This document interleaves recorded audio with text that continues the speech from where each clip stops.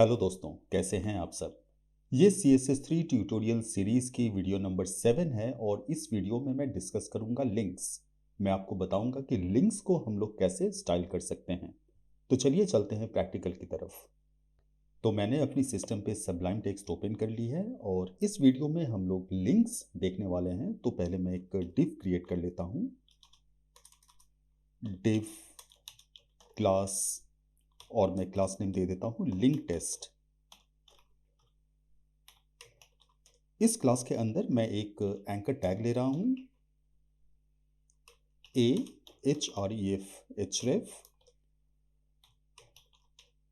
और मैं यहाँ पे एक URL ले लेता हूँ। मैं ले लेता हूँ https example.com, और मैं यहाँ पे एक टेक्स्ट ले लेता हूँ जो हमें ब्राउज़र में डिस्प्ले होगी। तो मैं ले लेता हूँ क्लिक मी। अब मैं इसे ब्राउज़र पे डिस्प्ले करवाता हूँ। तो ये देखिए, मैंने ब्राउज़र को रिफ्रेश की और यहाँ क्लिक मी ये यहाँ पे दिख रही है। मैं यहाँ पे एक टारगेट ब्लैंक ले लेता हूँ जिससे हमारी लिंक दूसरे टैब में ओपन हो। तो मैं लिख लेता हूँ टारगेट, देन अंडरस्कोर और ब्लैंक। मैंने इसके बारे में आपको HTML की ट्यूटोरियल में बता रखी है। तो अब जब मैं पेज को रिफ्रेश करके यहाँ क्लिक करूँगा तो ये URL दूसरे टैब पे ओपन होगी। मैं क्लिक करके दिखाता हूँ, ये देखिए दूसरे टैब पे ओपन हो रही है। मैं इसकी साइज़ थोड़ी बड़ी कर लेता हूँ। एंकर टैग की 4 स्टेजेस होती हैं।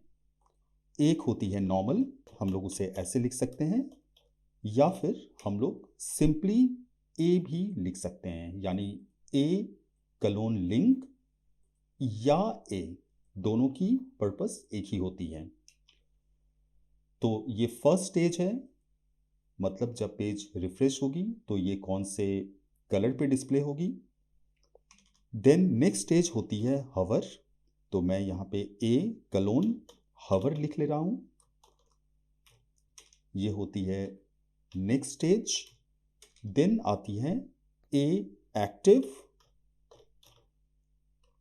यानी अगर कोई लिंक एक्टिव कंडीशन में है, जैसे हम लोग मेन्यू में देखते हैं, अगर हम लोग होम पेज पे रहते हैं तो ऊपर में जो नेविगेशन हम लोगों को दिखती है उसमें होम डिफरेंट कलर पे डिस्प्ले होती है, जिससे हम लोगों को पता चलता है कि अभी हम लोग जिस पेज पे हैं वो होम पेज है। सिमिलरली अगर हम लोग अबाउट पेज पे जाते हैं तो फिर वहाँ अबाउट पेज की जो लिंक होती है ऊपर नेविगेशन में वो एक्टिव होती है। तो ये हम लोग करते हैं एक्टिव स्यूडो से। एक्टिव स्यूडो यानी कलोन के बाद हम लोग जो लिखते हैं, जैसे यहाँ मैंने कलोन ली है और कलोन के बाद मैंने जो लिखी है, इसे हम लोग स्यूडो क्लास कहते हैं।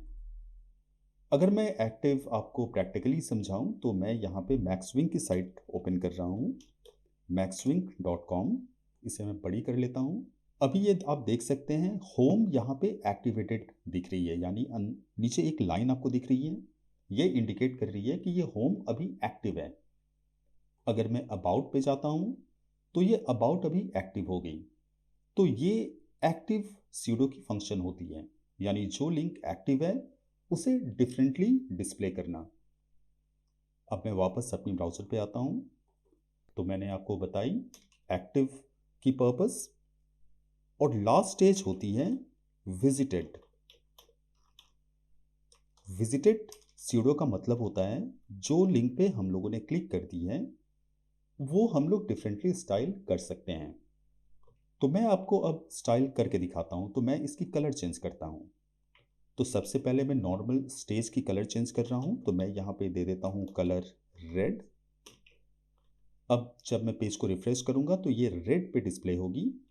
ये देखिए, ये अभी रेड में डिस्प्ले हो रही है। अभी हम लोग यहाँ पे माउस हवर कर रहे हैं तो यहाँ पे कलर चेंज नहीं हो रही है, ये रेड पे ही डिस्प्ले हो रही है। मैं हवर में इसकी स्टाइल चेंज कर देता हूँ, यानी मैं इसकी कलर चेंज कर देता हूँ। तो मैं इसकी कलर दे देता हूँ ग्रीन, और मैं पेज को रिफ्रेश करता हूँ। अब जब मैं इस लिंक को हवर करूँगा तो इसकी कलर चेंज हो जाएगी। ये आप देख सकते हैं, जब हम लोग माउस की पॉइंटर इस पर रख रहे हैं तो इसकी कलर चेंज हो रही है, इसकी कलर अब ग्रीन हो जा रही है, इसलिए कि हमने यहाँ पे कलर ग्रीन कर दिया है हवर की स्टेज पे। नेक्स्ट आती है एक्टिव। तो मैं यहाँ पे लिख रहा हूँ क्लास, आई एम सॉरी, मैं यहाँ पे लिख रहा हूँ कलर ब्लू। तो अभी मैं आपको एक्टिव प्रैक्टिकली नहीं दिखा पाऊँगा, इसलिए कि अभी हमने वो फंक्शनैलिटी यहाँ बनाई नहीं है। मगर जब हम लोग फंक्शनैलिटी यहाँ बनाएंगे तो हम लोग देखेंगे कि एक्टिव के अंदर हम लोगों ने जो स्टाइल लिखी है वो स्टाइल एक्टिव स्टेज पे इम्प्लीमेंट हो रही है। अगर मैं आपको दिखाऊं, यहाँ पे मैं क्लिक कर रहा हूँ, मैंने माउस की बटन को प्रेस करके होल्ड कर रखी है, मैंने इसे रिलीज नहीं की है, तो ये अभी ब्लू में डिस्प्ले हो रही है। तो ये जब तक मैं माउस की बटन को क्लिक करके रखता हूँ, यानी क्लिक एंड होल्ड करके रखता हूँ, तब तक ये एक्टिव स्टेज पे है। और जैसे ही मैं इसे रिलीज करता हूँ उसकी कलर वापस से चेंज हो गई। अब हम लोग देखते हैं विजिटेड स्यूडो। विजिटेड स्यूडो तब एक्टिवेट होती है जब हम लोग किसी लिंक पे क्लिक कर देते हैं और जब हम लोग एक्चुअली उस लिंक की टारगेट को विजिट कर लेते हैं। तो मैं यहाँ पे एक कलर दे देता हूँ, मैं कलर दे रहा हूँ येलो, यानी FC0। अब मैं इस पेज को रिफ्रेश कर रहा हूँ तो ये देखिए ये अभी येलो हो गई। येलो इसलिए हुई है कि हम लोगों ने इस लिंक में क्लिक करके ऑलरेडी टारगेट को देख लिया है। तो अभी ये विजिटेड स्यूडो एक्टिवेट हो गई है। अगर मैं इसे कमेंट कर लेता हूँ, कमेंट करके अगर मैं इसे रिफ्रेश करता हूँ तो ये वापस से रेड हो गई। मगर जब मैं इसे एक्टिवेट कर रहा हूँ तो ये येलो हो जाएगी। ये इंडिकेट कर रही है कि ये लिंक हम लोगों ने विजिट कर ली है। तो जिस तरह से हम लोगों ने लिंक की कलर चेंज की, उस तरह से लिंक पे हम लोग और भी स्टाइलिंग कर सकते हैं। जैसे मैं अगर चाहूँ तो मैं इसकी बैकग्राउंड दे सकता हूँ। तो मैं ऐसा करता हूँ, मैं यहाँ पे एक बैकग्राउंड दे देता हूँ। बैकग्राउंड, बैकग्राउंड में दे देता हूँ ब्लैक। और जब मैं इस पेज को रिफ्रेश करूँगा तो ये ब्लैक बैकग्राउंड में आ गई। तो मैं यहाँ पे एक पैडिंग दे देता हूँ। पैडिंग के बारे में मैं आपको आगे आने वाली वीडियोस में बताऊँगा। तो अभी मैं इसकी स्टाइलिंग करने के लिए मैं एक पैडिंग दे देता हूँ, इसलिए कि ये काफ़ी अभी ऑड दिख रही है। तो मैं यहाँ पे 10 पिक्सल और 20 पिक्सल पैडिंग दे देता हूँ।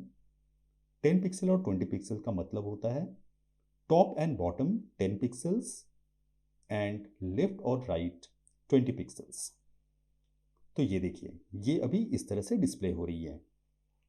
और अगर मैं ऑन होवर इसकी कलर चेंज करना चाहता हूँ तो मैं वो भी कर सकता हूँ। मैं बैकग्राउंड ले लेता हूँ, ऑन होवर मैं बैकग्राउंड ले लेता हूँ ई। ये एक लाइट ग्रे की शेड है। अब मैं पेज को रिफ्रेश करता हूँ और जब मैं माउस हवर करूँगा तो इसकी बैकग्राउंड चेंज हो जाएगी। ये देखिए इसकी बैकग्राउंड चेंज हो गई, एक हल्की सी ग्रे आपको दिख रही है बैकग्राउंड में। उसी तरह से हम लोग एक्टिव और विजिटेड पे भी एक बैकग्राउंड सेट कर सकते हैं। अब यहाँ पे आप देख रहे हैं कि एक अंडरलाइन आपको दिख रही है। तो ये अंडरलाइन एक्चुअली HTML की डिफ़ॉल्ट स्टाइलिंग होती है। तो मैं इस अंडरलाइन को यहाँ से रिमूव करना चाहता हूँ, तो मैं यहाँ पे टेक्स्ट डेकोरेशन नन कर सकता हूँ। अब ये अंडरलाइन यहाँ से रिमूव हो जाएगी। ये देखिए अंडरलाइन यहाँ से रिमूव हो गई। तो इस तरह से हम लोग मल्टीपल स्टाइल्स यहाँ पे इम्प्लीमेंट कर सकते हैं। हम लोग यहाँ पे बॉर्डर्स भी दे सकते हैं, इंस्टेड ऑफ बैकग्राउंड हम लोग यहाँ पे बॉर्डर भी दे सकते हैं।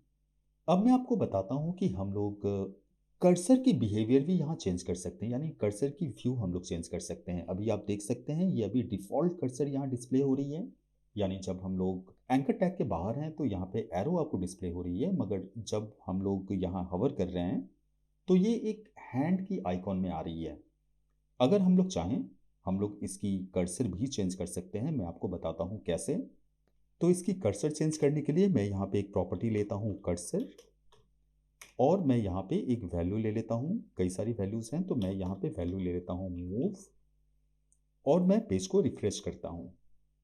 तो अभी आप देखें जब मैं यहाँ माउस हवर कर रहा हूँ तो यहाँ पे कर्सर इसकी चेंज हो गई है, यानी कर्सर अभी मूव कर्सर में चेंज हो गई है। अगर मैं यहाँ पे कर देता हूँ क्रॉस हेयर, तो देखिए तब यहाँ पे कर्सर क्रॉस हेयर की आ जाएगी। ये देखिए ये कर्सर क्रॉस हेयर की आ गई। तो कर्सर की कई सारी वैल्यूज़ हैं। मैं डिस्क्रिप्शन बॉक्स में उन सारे वैल्यूज़ को लिस्ट कर दूंगा जहां से आप उसे देख सकते हैं और प्रैक्टिस कर सकते हैं। तो इस वीडियो में हम लोगों ने देखा कि हम लोग एंकर टैग को कितनी तरह से स्टाइल कर सकते हैं और कैसे स्टाइल कर सकते हैं। इस वीडियो में बस इतना ही। नेक्स्ट वीडियो में मैं आपको बताऊंगा कि हम लोग मार्जिन, पैडिंग और बॉर्डर्स कैसे यूज़ करते हैं। तो नेक्स्ट वीडियो देखना ना भूलें। अगर आपको ये वीडियो अच्छी लगी हो तो आप इसे प्लीज़ लाइक और शेयर करें और मेरे चैनल को सब्सक्राइब करें। धन्यवाद।